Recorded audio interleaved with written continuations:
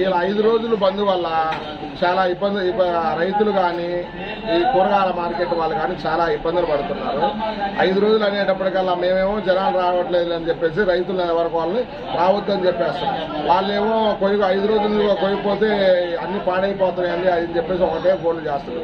సరే రమ్మని చెప్పేసి ఇక్కడ అమ్ముదాం అనుకుంటే కొనే వాళ్ళేమో ఎవరు రావట్లేదు. ఇలా 144 సెక్షన్ 5 రోజులు అనేటప్పటికల్లా జనాలు కూడా భయపడి ఎవరు రావట్లేదు.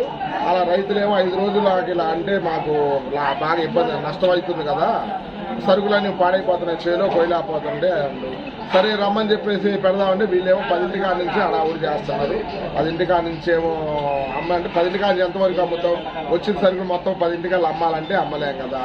జనాలు రాదు, మేము ఎవరికైనా అమ్ముతాం, ఎవరికి అమ్మలేము. కాబట్టి చాలా రైతులు కానీ మామూలుగా వ్యాపారస్తులు కానీ ఈ 5 రోజుల బంద్ వల్ల బాగా ఇబ్బంది పడుతున్నారు.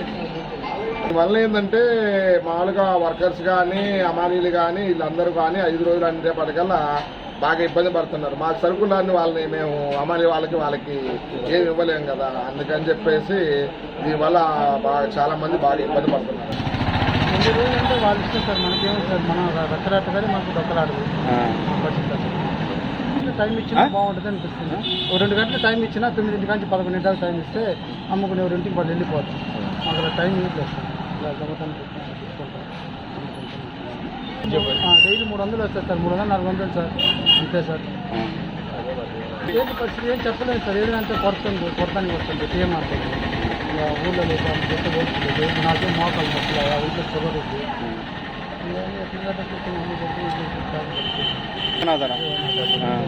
నాకు 4 ఆడపిల్లలు, వయసు పెళ్లి కాలేదు, వాళ్ళు బతికి కాదు, మా భార్య కాలేదు, ఇదే నాకు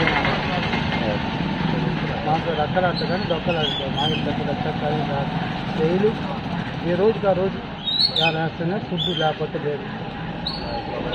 కష్టాలు సార్, అందరూ బాగానే ఉన్నారు, మాకేం కష్టాలు ఎందుకు అర్థం కావట్లేదు. ఏదైనా అంటే తరుగుతుంది చిరు వ్యాపారం మాది, నేను ఇంట్లో ఉంటాను కానీ అది కూడా అమ్మలేదు.